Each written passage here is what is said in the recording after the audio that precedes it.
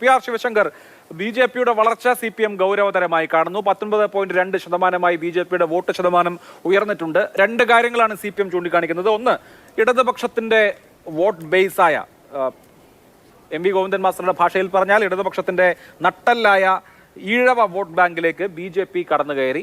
രണ്ട്, കോൺഗ്രസിന് അനുകൂലമായി പോൾ ചെയ്തുകൊണ്ടിരുന്ന ക്രൈസ്തവ വോട്ടുകൾ BJP-ക്ക് പോയി. ഈ രണ്ട് ഫാക്ടേഴ്സാണ് BJP-യുടെ വോട്ട് വിഹിതം ഉയർത്തിയത് എന്നാണ് പൊതുവെ CPM നിരീക്ഷിക്കുന്നത്. യോജിക്കുന്നുണ്ടോ? അഭിലാഷ്, ഞാൻ ഈ ചർച്ചയുടെ ഈ ഭാഗത്തേക്ക് അഭിലാഷ് അടക്കം ചോദിച്ച ചോദ്യങ്ങൾക്ക് ഉത്തരം പറയുന്നതിന് മുമ്പ് ഞാൻ അഭിലാഷിനോട് എനിക്കുള്ള ഒരു എതിർപ്പ്, താങ്കൾ ഈ ചർച്ചയിൽ ചില കാര്യങ്ങൾ കേൾക്കാതെ പോയി അല്ലെങ്കിൽ അതിനെ വേണ്ട രീതിയിൽ എതിർത്തില്ല എന്നുള്ള കാര്യം ഞാൻ ആദ്യമായി പറയട്ടെ.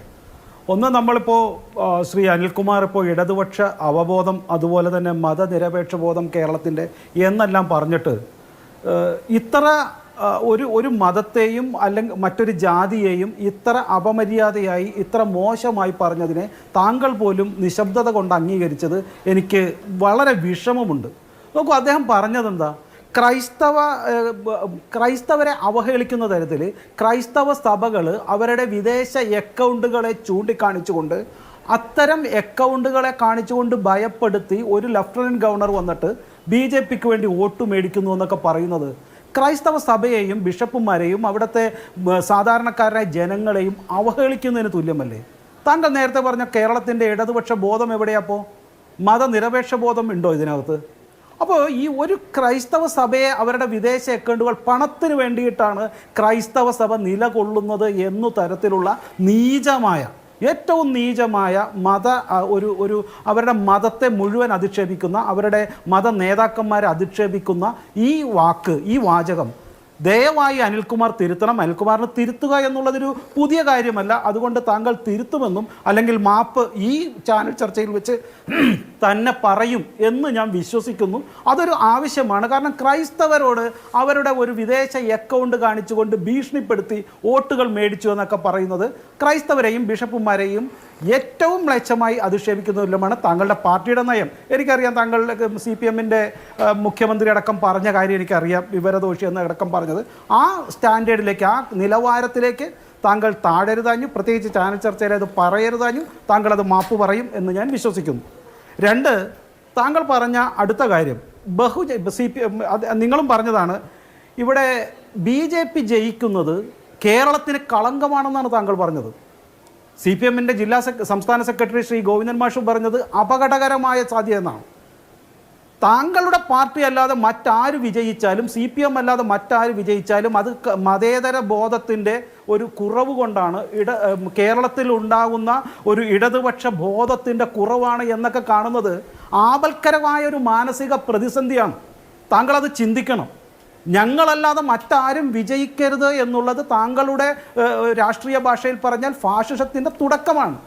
മറ്റാര് വിജയിച്ചാലും അത് കളങ്കമാണ്, അപകടകരമാണ് എന്നുള്ളതൊരു മാനസിക നിലയുടെ പ്രശ്നമാണ്. താങ്കൾ തന്നെ നിശ്ചയിക്കൂ, അത്തരം ബോധമാണോ ജനാധിപത്യത്തിന് ഗുണകരമെന്നത് താങ്കൾ നിശ്ചയിക്കുക. അടുത്ത താങ്കളുടെ പാർട്ടിയുടെ നയമാണ്, അത് അതിലും വിചിത്രമാണ്. തോൽവിയെ മറികടക്കുവാനായിട്ട് ബഹുജന കൂട്ടായ്മ ഉണ്ടാക്കും. ബഹുജന കൂട്ടായ്മ ഇല്ലാത്തതുകൊണ്ടാണോ നിങ്ങൾ തോറ്റത്? ബഹുജന കൂട്ടായ്മയിൽ നിങ്ങൾ നൽകിയ ഒരു വാർത്തകളുണ്ടല്ലോ, അല്ലെങ്കിൽ നിങ്ങൾ നൽകിയ നയമുണ്ടല്ലോ, ആ നയത്തെയല്ലേ അവർ എതിർത്ത് പറഞ്ഞത്, അതുകൊണ്ടല്ലേ എതിർത്ത് വോട്ട് ചെയ്തത്. അപ്പോൾ ബഹുജന കൂട്ടായ്മ ഉണ്ടായിട്ട് കാര്യമില്ല, നയം മാറ്റേണ്ടത് പാർട്ടിയാണ്.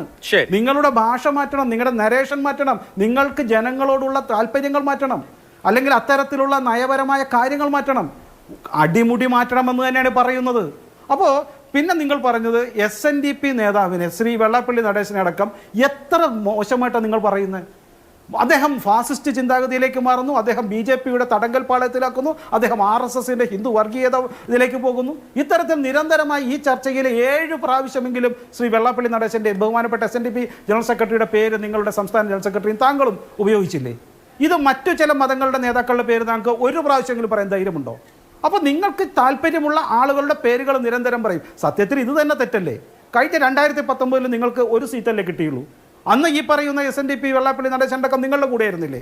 നിങ്ങളുടെ കൂടെ മറ്റു പലരും ഇന്ന് ഉണ്ടായിരുന്നില്ലേ? എന്നിട്ട് നിങ്ങൾ തോറ്റില്ലേ? അപ്പോൾ ജനങ്ങൾ നിങ്ങൾക്ക് വോട്ട് ചെയ്യുന്നില്ല. നിങ്ങൾ നേരത്തെ നിങ്ങൾക്ക് ഒരു പഴയ കഥയെ കൂടി ഞാൻ പറഞ്ഞു തരാം. പഴയൊരു ബദൽ രേഖയുടെ ഒരു കഥയുണ്ടല്ലോ. 1984 ശ്രീ EMS നമ്പൂതിരിപ്പാട് തിരുവനന്തപുരത്ത് BJP അല്ലെങ്കിൽ ഹിന്ദു മുന്നണി സ്ഥാനാർത്ഥി 3-ാം സ്ഥാനത്തെത്തിയപ്പോൾ അതിനെ വളരെ വിഷമത്തോടെ കണ്ടുകൊണ്ട് നീണ്ട പ്രസംഗങ്ങളും വലിയ കാര്യങ്ങളൊക്കെ പറഞ്ഞല്ലോ. ഇന്ന് മാതൃഭൂമിയിൽ അതിനെക്കുറിച്ച് ലേഖനമുണ്ട്. അപ്പോൾ ഈ കാര്യങ്ങൾ സൂചിപ്പിക്കുന്നത് നിങ്ങൾക്ക് ആ കാലഘട്ടത്തിൽ പറഞ്ഞത് സവർണ ഹിന്ദു സമുദായം മുഴുവൻ BJP എടുത്ത് പോകുന്നു. ഇപ്പോഴിതാ നിങ്ങൾ തന്നെ പറയുന്നു ഈ ഒരു ഈഴവ സമുദായവും അല്ലെങ്കിൽ മറ്റുള്ള സമുദായങ്ങൾ മുഴുവൻ പോകുന്നു, കൂടെ ക്രിസ്ത്യാനികളും പോകുന്നു. അപ്പം നിങ്ങളുടെ കയ്യിൽ നിന്ന് മുഴുവൻ ആളുകൾ പോകുന്നു. ഇത് നിങ്ങൾ മനസ്സിലാക്കണ്ടേ? അതിന് SNDP സംസ്ഥാന ജനറൽ സെക്രട്ടറി വെള്ളാപ്പള്ളി നടേശൻ സാറിനെയും അതുപോലെ തന്നെ ക്രിസ്ത്യാനികളെ മുഴുവൻ ഭീഷണിപ്പെടുത്തുന്ന ചില അക്കൗണ്ടുകളുടെ, അതായത് ക്രിസ്ത്യൻ വോട്ടുകൾ മുഴുവൻ വിദേശത്ത് നിന്ന് വരുന്ന പണത്തിൻ്റെ ഭാഗമായി മാത്രം പ്രവർത്തിക്കുന്ന ഒരു പ്രത്യേക മതബോധത്തിൻ്റെ ഭാഗമാണെന്നല്ലേ നിങ്ങൾ പറയുന്നത്?